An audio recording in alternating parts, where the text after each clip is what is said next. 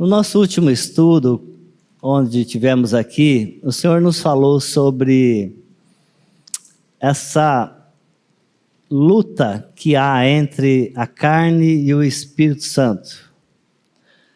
Também nos falou sobre aqueles que andam no Espírito não satisfazem as vontades, as concupiscências da carne. Hoje vamos ver o que o Senhor tem para nos falar. Então, o nosso texto é Gálatas, capítulo 6, versos 1 e 2. Vamos ler juntos, bem fortes? Irmãos, se alguém for surpreendido em alguma falta, vós que sois espirituais, corrigi-o com o espírito de brandura, e guarda-te para que não sejas também tentado.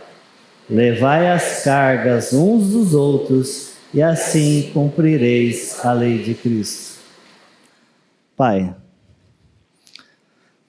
Tu nos conheces, sabe das nossas mazelas, das nossas dificuldades, mas eu creio que Teu Espírito pode nos falar essa manhã, para a honra e glória de toda a Trindade Santa. Amém. Amados, se alguém for surpreendido em alguma falta, vós que sois espirituais, corrigiu com o espírito de brandura. Por outro lado, guarda-te para que não sejas também tentado. E o verso 2, levai as cargas uns dos outros, e assim cumprireis a lei de Cristo. Iniciando o boletim, no último capítulo da carta aos Gálatas, Paulo continua abordando a necessidade de vivermos na dependência do Espírito Santo. Nesse texto, a palavra é: vós que sois espirituais, tratai com brandura, ou seja, demonstrem afeto, carinho, ternura, a falta de quem quer que seja. Mas aí, nós temos uma questão importante aqui, porque antes de continuarmos, antes de vermos o que o Senhor tem nos mostrado na sua palavra, nos mostrado em Jesus Cristo como modelo, como nosso direcionador, nós temos uma questão importantíssima aqui que nós precisamos resolver. Primeiro é, quem é espiritual?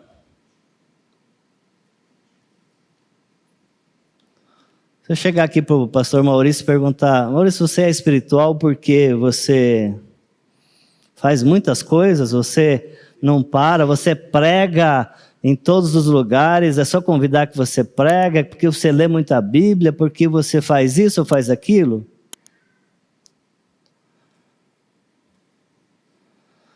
Para que eu realize essas ações e você realize essas ações, primeiro, nós precisamos ser vivificados no nosso espírito. Por isso que é um ponto importante. Não adianta eu fazer N coisas pela minha vontade, pela minha força, movidos porque eu quero desempenhar, porque eu quero ganhar um salário.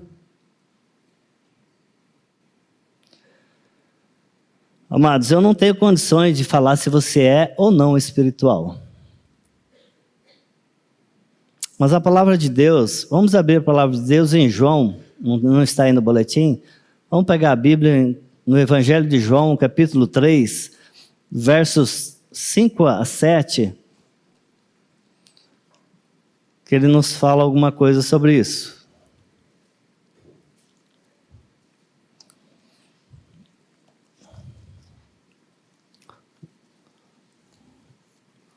Ok? Encontramos? Evangelho de João, capítulo 3, versos 5 a 7. A palavra de Deus diz assim, vamos ler? Fortes? Respondeu Jesus, em verdade te digo, Quem não nascer da água e do Espírito não pode entrar no reino de Deus. O que é nascido da carne é carne, e o que é nascido do Espírito é Espírito. Não te admires de eu te dizer, importa-vos nascer de novo. Aildo, você está falando em fazer coisas e agora está falando em nascer de novo, nascido? Por quê? Aqui está a base, aqui está a raiz, aqui está aquilo que te move. Se não for isso, meu irmão, misericórdia, chega diante do Senhor e peça a Ele que te revele essa questão.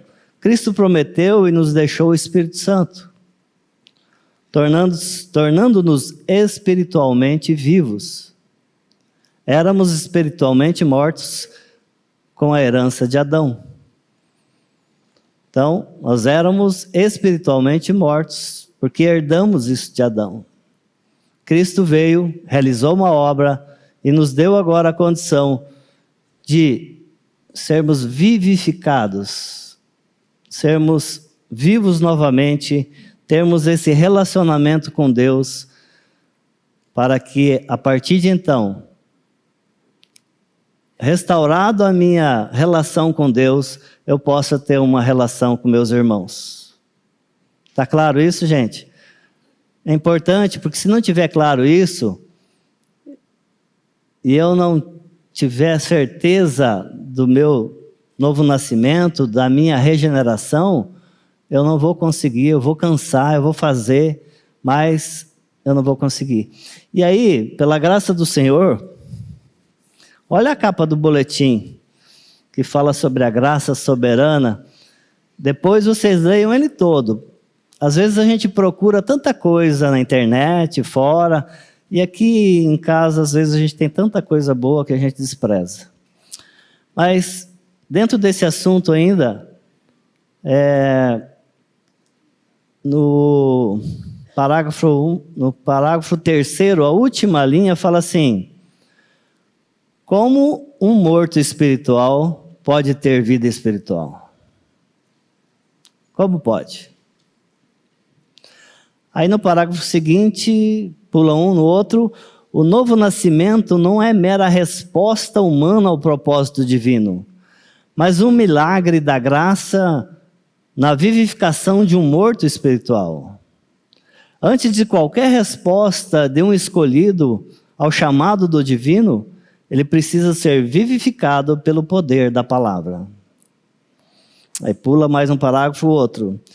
A vida precede as reações do ser vivo. A criança precisa ser gerada antes dela reagir com os instintos de ser humano. A vida espiritual antecede as respostas espirituais.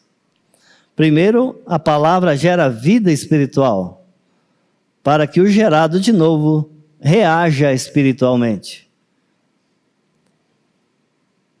Amados, essa inversão que normalmente se costuma fazer, eu preciso reagir para depois o Senhor me vivificar, isso não existe. Isso é uma prática maligna. E ainda no parágrafo seguinte, no final, fala assim: a nova criatura reage espiritualmente conforme a ação da graça em sua vida. Ela crê e arrepende-se, porque foi vivificada pela graça. Amados, se nós não entendermos que nós somos primeiramente vivificados para depois reagir, para depois agir, nós estamos muito enganados. Então eu gostaria de deixar isso bem claro agora no começo, porque agora nós vamos ver o que a palavra de Deus tem mais a nos acrescentar, mais a nos mostrar, mais a nos ensinar. Seguindo o boletim, então. Andamos no Espírito, no auxílio mútuo, ao nos depararmos com pessoas que não demonstram a mesma experiência ou o mesmo relacionamento com Deus e habilidades como achamos que nós temos. A nossa atitude com responsabilidade é auxiliar esse alguém para que progrida também na fé em Cristo. Meus amados, é muito comum as comparações. A minha vida é assim, a sua não está muito bem. Então aqui a orientação é para a comunidade cristã saber lidar com o pecado e fraqueza dos outros membros da comunidade, da igreja também. Como eu e você temos olhado para o nosso irmão do lado? Assim? É importante que nós, a partir de uma vida vivificada, agirmos dessa forma. Porque a gente sabe também, como aquela história dos talentos, a nossa vida pode ter sido vivificada e nós ainda não sabemos lidar com isso. Misericórdia. Seguindo o boletim, isso não significa que não devemos tratar com firmeza a questão da falta ou mesmo o pecado do irmão. Porém, cuidando para que não caiamos no mesmo erro, sendo tentados pelas mesmas coisas, vendo o problema do irmão, ignorando o nosso. Não devemos ser nem rápidos em criticar, nem receosos em confrontar. Muitas vezes nós nos encolhemos, muitas vezes simplesmente criticamos, sem pensar, sem orar por aquilo. Mas muitas vezes também temos medo, vergonha ou sei lá o quê de confrontar com a verdade aquilo que está sendo colocado. Nós temos visto que o Senhor tem levantado pessoas para falar a verdade. E a verdade tem que ser falada em espírito. Continuando o nosso boletim, vamos ver o que diz 1 Pedro 4,8. Acima de tudo, porém, tende amor intenso uns para com os outros, porque o amor cobre multidão de pecados. Acima de tudo, porém, tende amor intenso. É o amor que espera troca? É o amor que dá para receber? Não. É um amor que cobre multidão dos pecados. E aqui é importante nós definirmos bem essa questão de cobrir e encobrir. Vamos seguir o boletim. Cobrir é muito diferente de encobrir. O sentido em que o amor cobre os pecados vai além da prevenção do pecado. A palavra envolve o perdão e justificação. E o que foi que Cristo fez por nós? Não foi isso? Foi isso que Cristo fez na cruz em nosso favor. Não foi? Você crê nisso? O que Davi fala no Salmo 32:1? Bem-aventurado aquele cuja iniquidade é perdoada, cujo pecado é coberto. Então, para definirmos bem essa questão de cobrir e encobrir, por outro lado, encobrir significa ocultar, significa acobertar algo para não vir à tona, colocar debaixo do tapete. Nós temos visto muitas coisas acontecerem no meio evangélico, que muitos tentam encobrir, mas que o Senhor tenha misericórdia de nós, de todos esses. Vamos para o texto de 2 Timóteo 2, 24 a 26. Vamos ler juntos? Ora, é necessário que o servo do Senhor não viva a contender, e sim deve ser brando para com todos, apto para instruir, paciente, disciplinando com mansidão os que se opõem, na expectativa de que Deus lhe conceda não só o arrependimento para conhecerem plenamente a verdade, mas também o retorno à sensatez, livrando-se eles dos laços do diabo, tendo sido feitos cativos por ele para cumprirem a sua vontade. Amados, aqui nós temos que analisar esse texto primeiro com o seu final. Precisamos entender o seu final. Diz lá: tendo sido feitos cativos por ele para cumprirem a sua vontade. Quem que foi feito cativo? O homem. Por quem? Pelo diabo. Então, o servo do Senhor, aquele que foi renovado no seu espírito, foi vivificado, como que ele deve proceder com essas pessoas também? Necessário que o servo do Senhor não viva a contender. Deve ser o quê? Brando. Apto ao quê? A instruir. Ser paciente. E é uma das coisas difíceis, né? Às vezes as pessoas hoje não têm mais paciência. Hoje não tem mais negócio da internet, tudo. Hoje é tudo para amanhã, é tudo rápido. E aí, meu irmão, nós perdemos a paciência e nós chutamos o balde. Nós não disciplinamos com mansidão quando deve ser disciplinado. Para quê? Na expectativa de que Deus, quem realiza é Deus, não somos nós com essas atitudes. Na expectativa de que Deus conceda não só o arrependimento a essas pessoas, para se conhecerem plenamente na verdade que é Jesus Cristo, mas também o retorno à sensatez, fazendo com que ele se livre, ou ele toma posse dessa liberdade que Cristo já deu a ele, desse laço do inimigo, e nos dando uma vida livre em Cristo Jesus. Por meio de sua morte na cruz, Jesus nos incluiu nela, tomando sobre si o meu pecado, o seu pecado. Ele nos fez morrer. E nele, pela graça do Senhor, também nós somos ressuscitados pelo Pai. Para quê? Para que, eu volto a repetir, nós tenhamos esse relacionamento com Deus refeito, restaurado. Nós cremos nessa verdade? Nós cremos nessa reconciliação que Cristo fez por nós?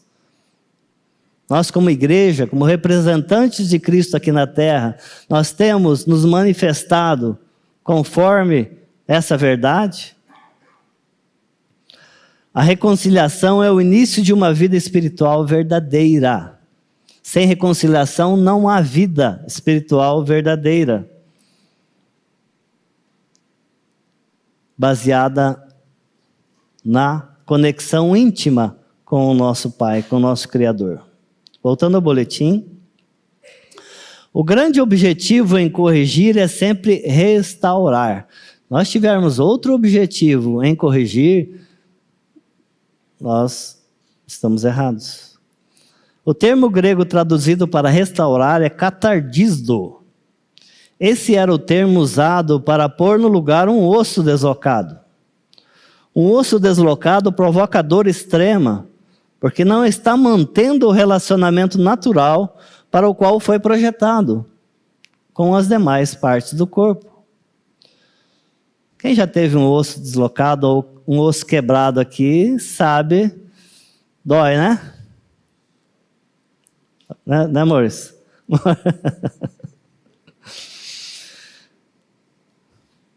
É inevitável que o ato de pôr um osso no lugar produza muita dor. Mas é a dor da cura. Significa que devemos confrontar nos modos que já citamos acima, mesmo quando for doloroso. Mas nosso confronto deve ter o objetivo de instigar a mudança de vida, promovidos pela vida e obra do Senhor Jesus. Está claro, meus irmãos? Nosso objetivo de confrontar, de chamar a atenção, de chamar um irmão, falar com o irmão, deve sempre ser para que o irmão tenha essa guinada de vida. Se ele está indo para cá, que ele olhe para o Senhor Jesus, para a obra e pessoa do Senhor Jesus. Continuando o boletim, Paulo continua nos advertindo que, para andarmos no Espírito, não nos cabem as atitudes libertinas, aquelas negligentes, segundo as quais estar isento da lei equivaleria a uma licença para praticar a iniquidade. Longe disso, meus irmãos. O cristão não deve moldar sua conduta de acordo com a carne, o impulso para pecar, mas em harmonia com o Espírito Santo. Vamos ler o que diz Romanos 6, 1 e 2. Não está aí no boletim? Vamos abrir Romanos.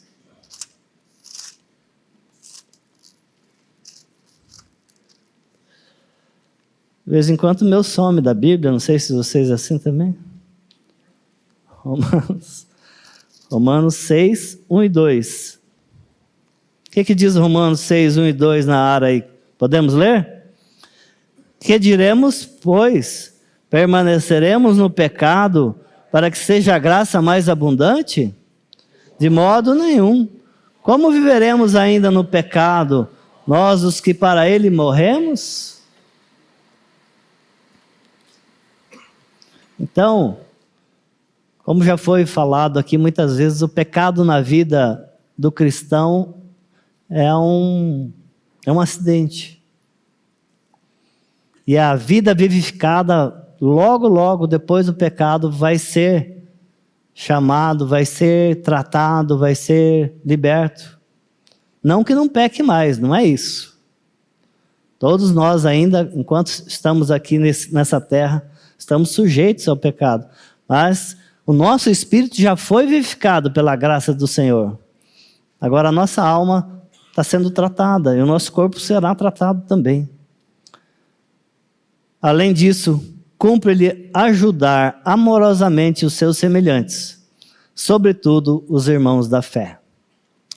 Ora, amados, como é possível tal disciplina? Como é possível tal controle?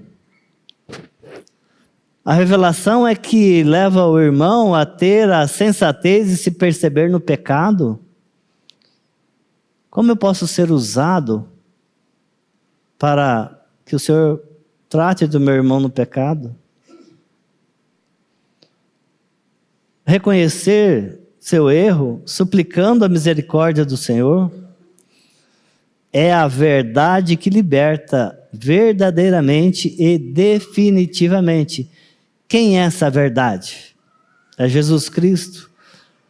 Confirmamos isso em João 8,36. Se, pois, o Filho vos libertar, verdadeiramente sereis livre. Meu amado, você que foi vivificado, tome posse dessa palavra.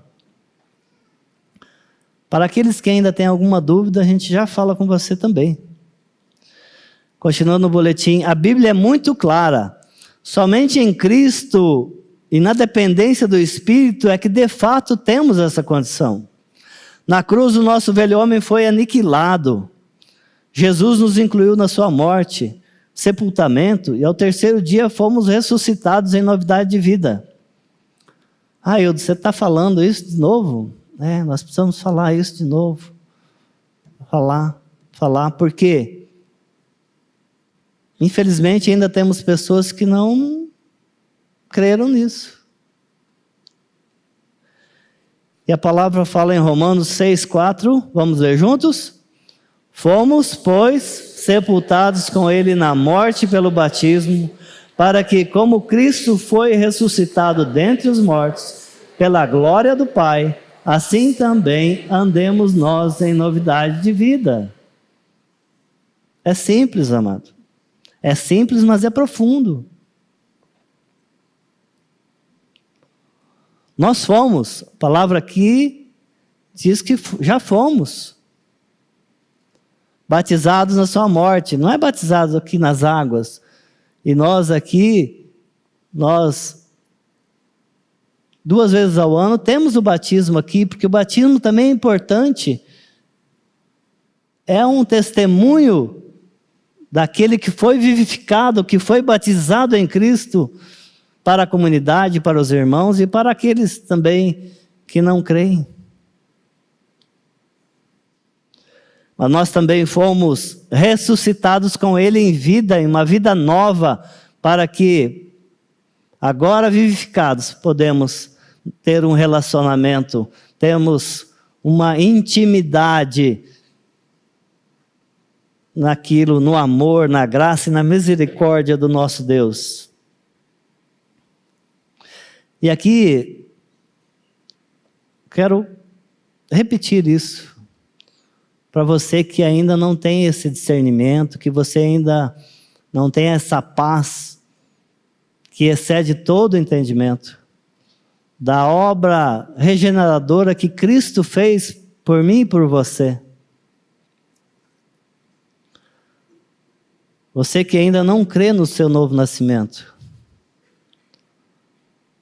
eu quero dizer para você que não existe outro caminho, não existe outra alternativa a não ser você morrer com Cristo, em Cristo. Se você ainda não sabia dessa verdade, você fique sabendo agora. Se você ainda não crê, peça ao Senhor a revelação, peça ao Espírito Santo que revele a você essa verdade, para que você, a partir de uma vida vivificada, de um espírito vivificado, você possa ser usado pelo Senhor do jeito que Ele quer, da forma que Ele quer, aonde Ele quer.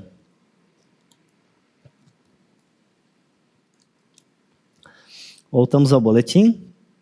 E agora, com essa nova vida, e gente, somente a partir de agora, com essa nova vida, é que, sustentados e movidos pelo Espírito Santo, podemos exalar esse bom perfume que é a própria vida de Cristo em nós. Em nossos relacionamentos, primeiro, repito, com Deus, verticalmente, depois com nossos irmãos na horizontal. Essa inversão também, de eu ter relacionamento com meus irmãos antes de ter com Deus, é só por motivos errados. É só para eu ter alguma vantagem. É só para eu agradar o irmão e o irmão depois satisfazer as minhas necessidades. Isso é importante. Primeiro, restaurado o nosso relacionamento íntimo com o Pai. Depois, os nossos relacionamentos serão automaticamente trabalhados pelo Senhor no Espírito Santo. Colossenses 3:2, ao boletim. Revesti-vos, pois, como eleitos de Deus, santos e amados, de ternos afetos de misericórdia, de bondade, de humildade, de mansidão, de longanimidade. Porque, despidos do velho homem, fomos vestidos de misericórdia, benignidade, humildade e mansidão.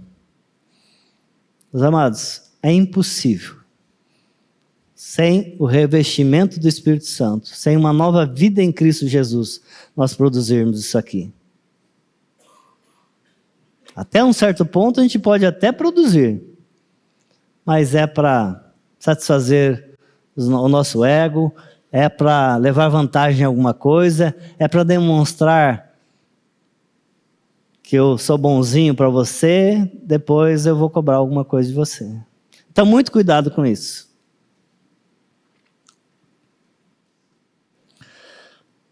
Tá, mas e agora? Tem uma nova vida. Como é que isso vai ser transportado para o meu dia a dia aqui, na prática? O que nós vamos fazer? E aí eu quero fazer uma pergunta, quero colocar uma situação para vocês analisarem. Você é um corredor bom, só que você está em segundo lugar. E à sua frente está simplesmente um queniano. Está longe. Mas é impossível chegar, é possível ultrapassar em condições normais. Só que aí o queniano, ele está correndo na sua cidade, ele não conhece. Ele não conhece o caminho certo, ele se equivocou e chegou a um certo ponto, ele parou achando que tinha chegado. E você está vindo ali em segundo lugar. Gente, é uma corrida importante. É valiosíssimo, é um mundial. O que você faz? Só pense com você. O que você faz? Segue em frente e ganha a corrida?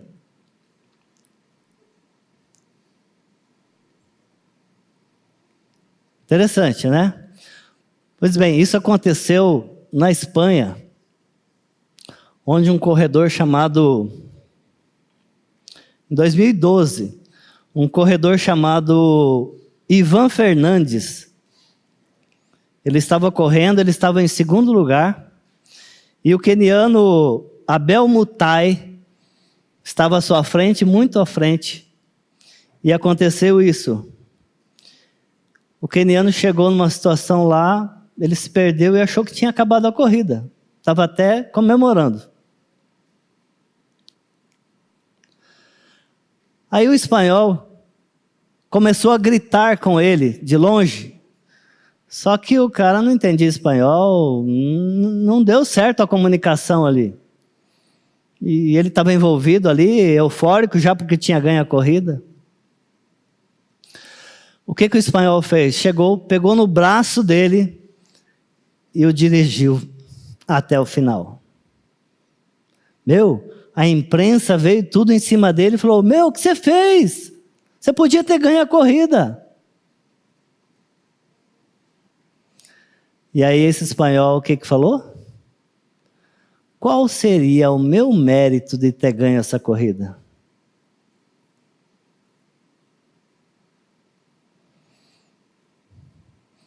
Então, muitas vezes, nós nos aproveitamos de alguma situação. O cara errou, o problema é dele. Não é só isso. Não é só esse o problema.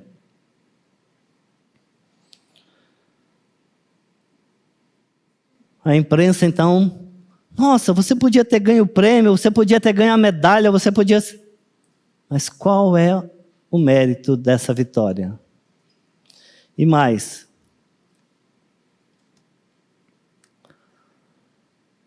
qual seria a honra dessa medalha?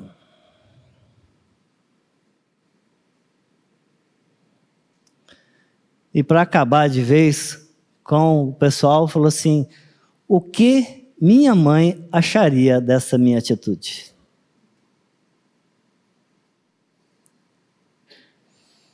Certamente.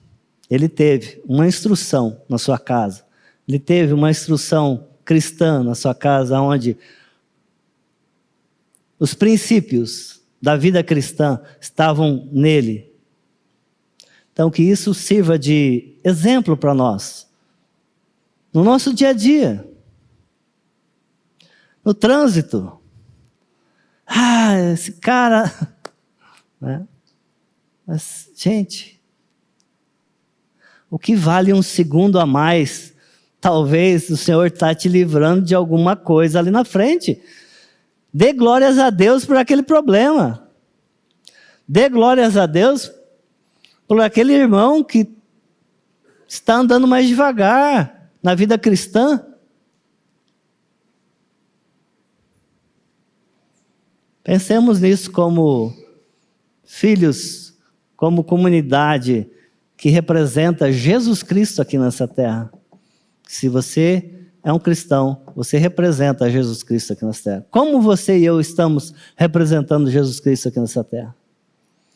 Lá no meu relacionamento em casa, só eu e minha esposa. Como eu estou agindo?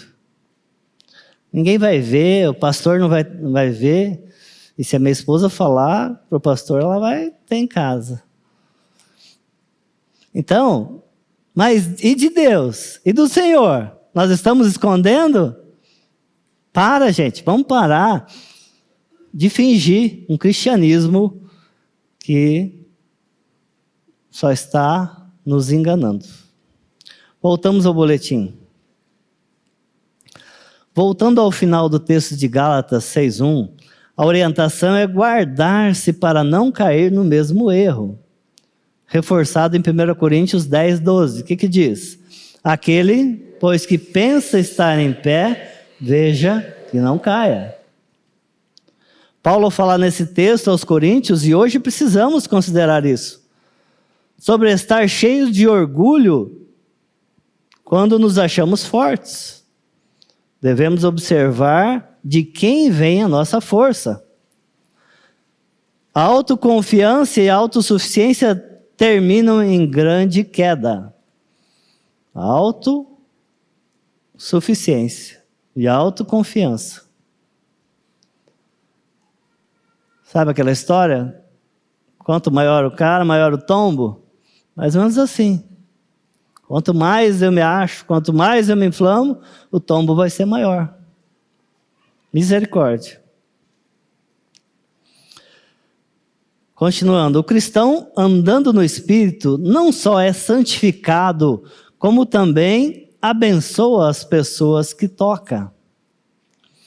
A obra de Cristo em nós não permite que haja espírito de superioridade ou inferioridade. Pelo contrário, o fruto do Espírito nos conduz de modo a auxiliar nosso próximo para sermos modelo da vida de Cristo, assim como Paulo foi aos de Tessalônica e os de Tessalônica foram para os da Ásia. E assim até hoje, chegando esse evangelho até nós. Que exemplo eu como cristão estou dando para a próxima geração, para o meu irmão que está do lado, que ainda não conhece. E aí, voltando a falar nas produções que nós temos aqui, que às vezes a gente não dá muito valor, procurem a capa do boletim do primeiro final de semana de setembro agora, dia 1/9. Para quem não viu, é muito interessante, e para quem já viu, reveja, nunca é demais. Boletim do dia 1/9. Vocês podem pegar no nosso app. Temos lá, baixado. Seguindo agora para o segundo texto, que é Gálatas 6:2. Vamos ler juntos? Levai as cargas uns dos outros, e assim cumprireis a lei de Cristo. Confrontar alguém em pecado da forma adequada, como vimos acima, é uma maneira de levar as cargas uns dos outros. Os que são espirituais andam no Espírito, vivendo a vida nova em Cristo. Eles levam os fardos ou as cargas uns dos outros com leveza, cumprindo assim a lei de Cristo. A diferença está aí. Eu tenho um marido, uma esposa lá que eu carrego ele não sei quanto tempo nas costas. Sem a vida de Cristo é pesado. Com a vida de Cristo, isso se torna leve, porque é Ele que faz em nós, não sou eu que produzo. Seguindo, em muitas ocasiões, na época de Jesus, os religiosos da época tentaram achar alguma falha nos ensinamentos de Jesus. Ele, sempre respondiam com firmeza, mas também com sabedoria e amor. Vamos ler Mateus 22, 36-39. Mestre, qual o grande mandamento na lei? Respondeu-lhes Jesus: amarás o Senhor teu Deus de todo o teu coração, de toda a tua alma e de todo o teu entendimento.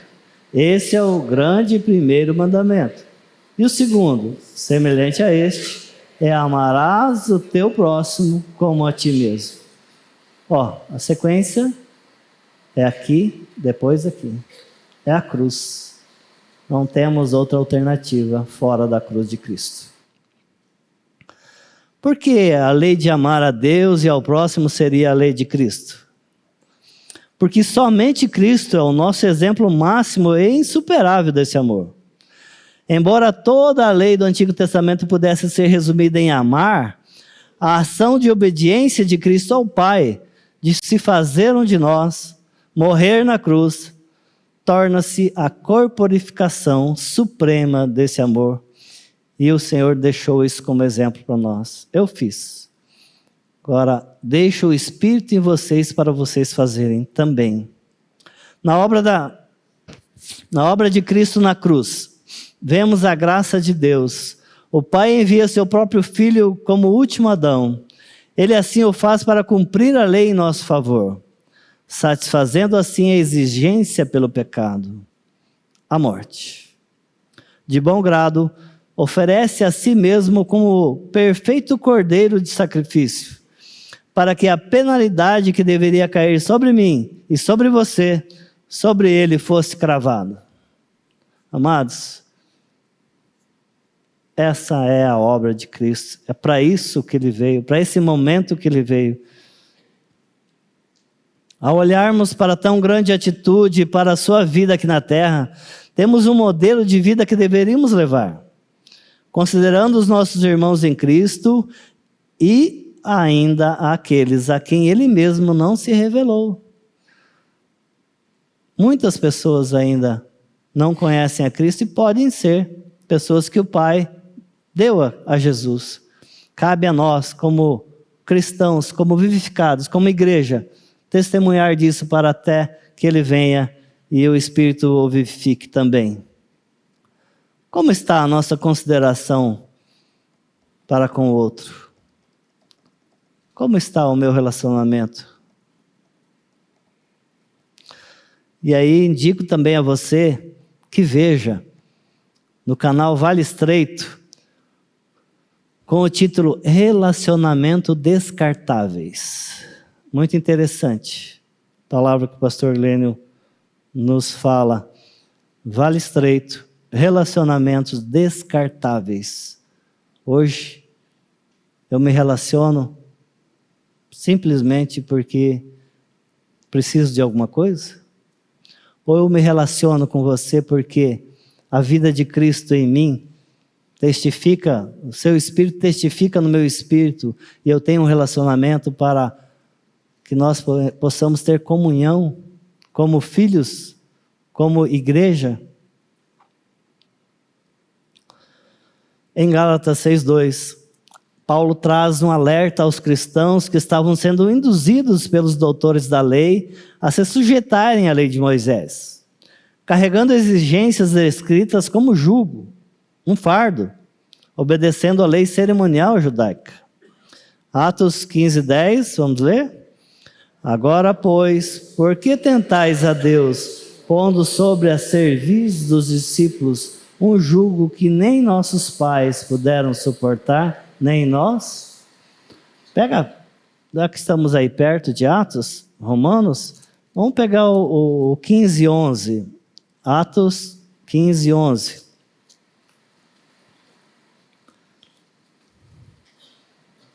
Nós lemos o 10. O que diz o 15:11? Mas cremos que fomos salvos pela graça do Senhor Jesus, como também aqueles o foram. Aqui Pedro teve que dar um tapa na mesa e falar para aquele povo que a salvação não era só para eles. Ele teve que se posicionar firme, pois a reunião estava indo por um caminho que não era aquele que Deus estava determinado. Que era o quê? Pregar a graça do Pai também aos gentios.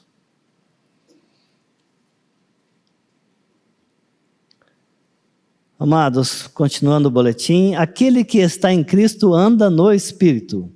Ele mesmo começou a boa obra e vai completá-la.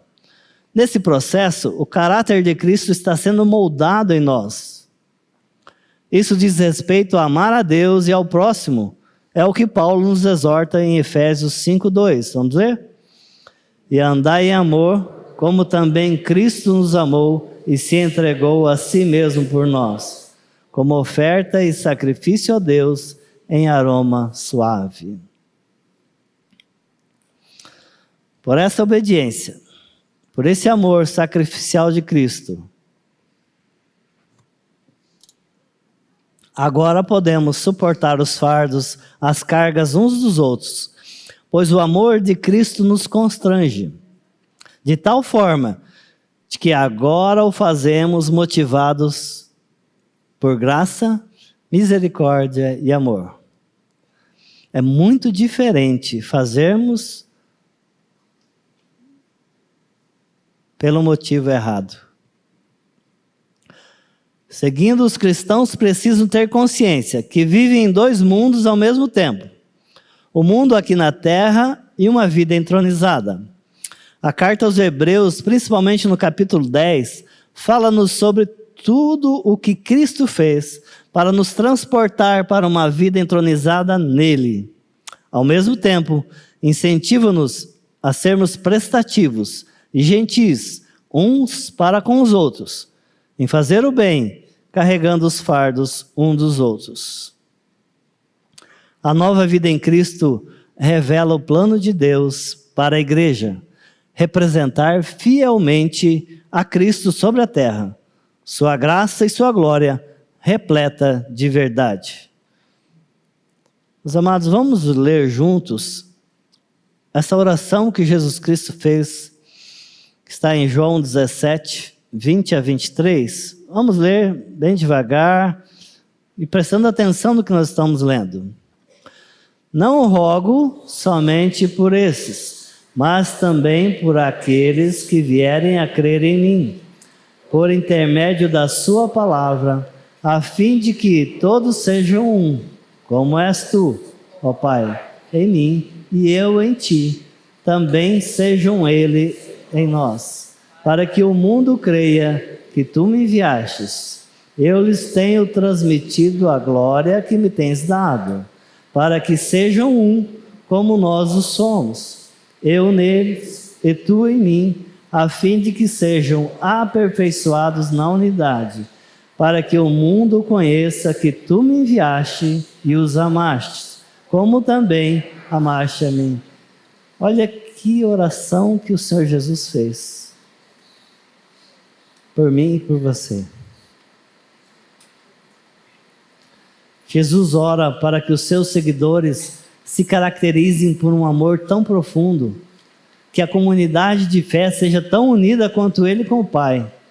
Também revela outro propósito. Os relacionamentos saudáveis têm o propósito de revelar a pessoa e obra de Cristo, para que os seus sejam conhecidos e vivam em amor uns para com os outros. Amado, por que você foi vivificado? Para ir para o céu?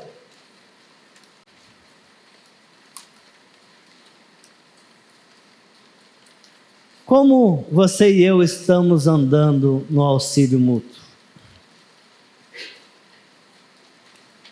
Como está o nosso relacionamento com Deus e com o próximo?